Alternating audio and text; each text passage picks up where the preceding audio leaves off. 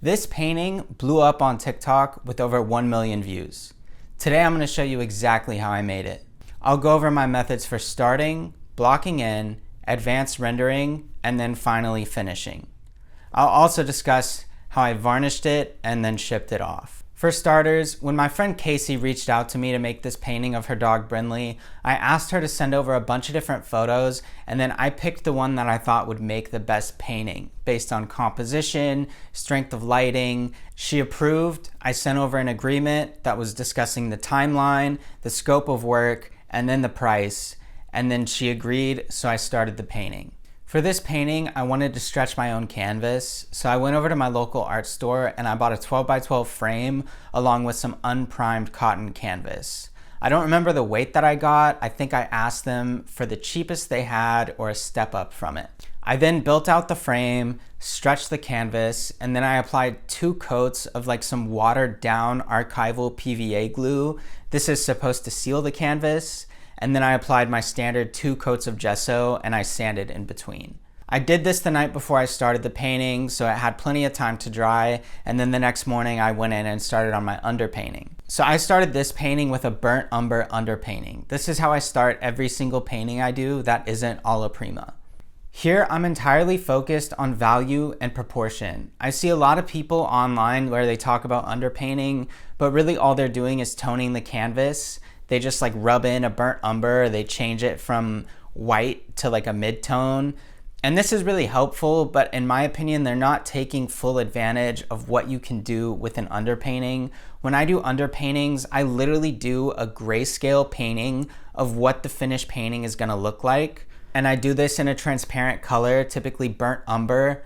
The reason for this is 1, I can focus on the value and the construction before I ever do any color, so it simplifies the workflow a little bit and you can like separate your proportion and your construction from like your color theory and your color. And I think this is really beneficial because it allows me to like fix mistakes and move things around before the canvas starts to really get complicated with colors and muddying things up. It's just like, it's night and day. For my next session, I'm gonna go into the block-in.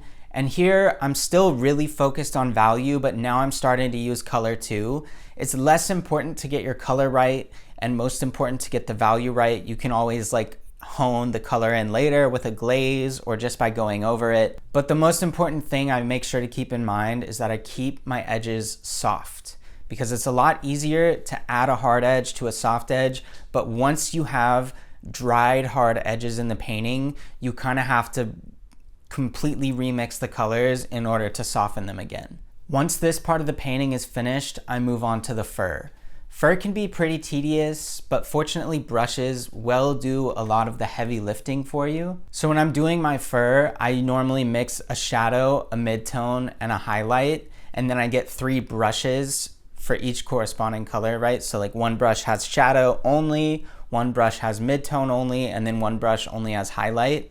Then I work the fur wet end to wet and just copy what the lighting is doing in the reference. Since this dog is short hair, it's a little bit harder, so I'm focused really on getting the shapes and the value right, and I'm squinting a lot to simplify. To get the buildup on this dog's fur, especially because it's a brindle and it's just so speckled, I just take a lot of sessions and I make sure that every time I'm going in, I'm working wet onto dry so I can wipe things out, I can add more colors and create this depth effect without getting super muddy. Like you just wouldn't be able to do this in one session or wet on wet. So once I've finished up the fur, I start to go in for the more detailed parts of the piece. This is shadows in certain areas, the eyes, the claws, certain fur textures, and anything that I missed. And the whole time I'm painting, I'm really checking for errors within the construction. I don't trace, I don't use a projector or anything, so naturally there are going to be errors. I just make sure that I try to catch them as early on as I possibly can, because the last thing you want to do is have to go back into the painting after you spent, 2 hours rendering out that eye, and you have to move it a little bit to the left. Unfortunately, this is something I've kind of had to learn the hard way. A good technique I use is squinting, or I'll take a photo of my painting and then I'll put it in my phone next to the reference and I'll flicker back and forth. Or another thing that's really helpful is grab your reference and then walk across the room and compare from across the room. The differences will really start to stick out to you because you're not going to be so lost in the details when you're that far away. So as I approached the end of this painting at around the 12-hour mark, I think it took me about 4 or 5 sessions over the span of 3 weeks. I sent some photos over to the client and tried to get her approval for the final piece. She then told me that there were some issues. The snout was a little bit too white and the coat was too orange. So I asked her to send over more photos of the dog, and I realized that I made a huge mistake. In the lighting of the reference photo that I used, it just didn't look like her dog.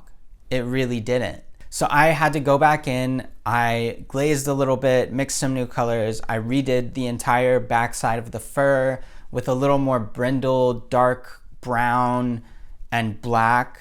I spent a couple more sessions on the fur and then I sent those photos over to her and she approved, so we locked in the final version of the painting.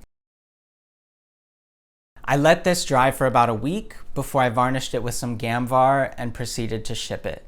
Now, if you've never shipped a painting before, don't do what I did. I estimated this piece would take around 10 hours, so I charged the client $500 and then I included the materials within the cost.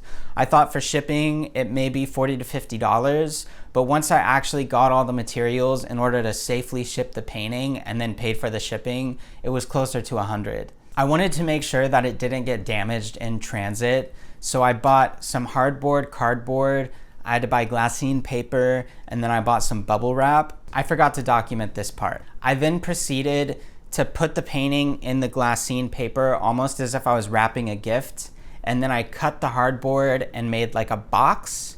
Then I wrapped that in the bubble wrap and put it in the shipping box. It maybe is a little overkill, but I would have been absolutely devastated if the painting got damaged in transit. So in my opinion, it was worth it. So that's the full behind the scenes of how this painting came together. Since it was my first commission, I definitely learned a lot, not only about the shipping costs, but also about making sure that you ask for enough references so that you can make your final painting actually look like the subject. If you want to see more breakdowns of my paintings or learn tips that'll save you from the mistakes that I made, hit subscribe.